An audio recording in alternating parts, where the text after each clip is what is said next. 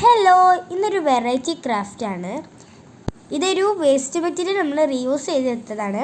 ഇതൊരു cake base ആണ് കേട്ടോ. അപ്പോൾ ഇതിന്മേലാണ് ഇന്നത്തെ നമ്മുടെ പണി. അപ്പോൾ ആദ്യം തന്നെ ഞാൻ കളർ ചൂസ് ചെയ്യാണ്. ബ്ലാക്കും സാൻഡിലും വൈറ്റും ഉണ്ടായിരുന്നു എൻ്റെ കയ്യിൽ.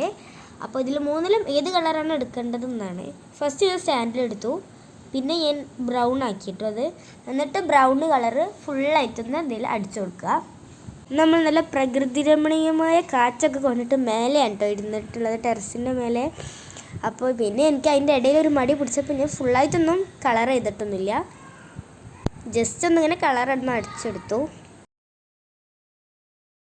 അങ്ങനെ പിന്നെ അതവിടെ ഫുള്ള് ഫിനിഷ് ആക്കിയിട്ടുണ്ട് ആ ബേസ്.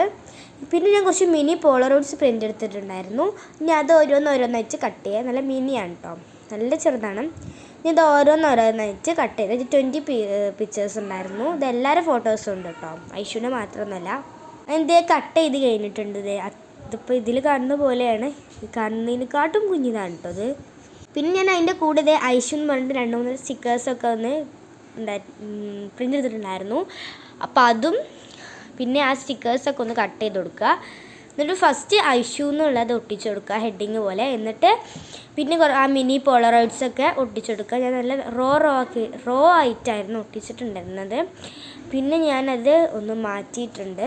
എല്ലാ ഫോട്ടോസും അതിൽ പോകുന്നുണ്ടായിരുന്നില്ല. അപ്പോൾ ഞാൻ കുറച്ചൊന്ന് ചെറുതായിട്ടൊക്കെ ഒന്ന് മാറ്റിയിട്ട് എല്ലാ ഫോട്ടോസും കൊള്ളുന്ന പോലെ ആക്കി റെഡി ആക്കിയെടുത്തു. പിന്നെ ഡബിൾ സൈഡ് ടാപ്പ് വെച്ചിട്ടാണ് കേട്ടോ ഒട്ടിച്ചിട്ടുള്ളത്.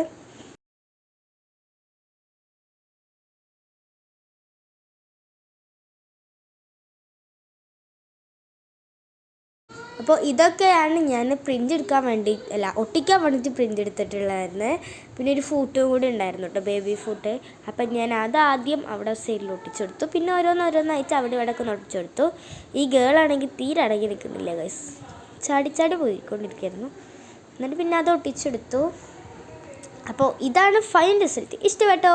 ഇഷ്ടപ്പെട്ട വീഡിയോ ലൈക്ക് ചെയ്യുക, ഷെയർ ചെയ്യുക, സബ്സ്ക്രൈബ് ചെയ്യുക. അപ്പോൾ ഇത്രയേ ഉള്ളൂ ഇന്നത്തെ വീഡിയോ. നെക്സ്റ്റ് വീഡിയോ എന്താ വേണ്ടതെന്ന് കമൻറ്റ് ചെയ്യുക. അപ്പോൾ നെക്സ്റ്റ് വീഡിയോ വീണ്ടും കാണാം. ബൈ.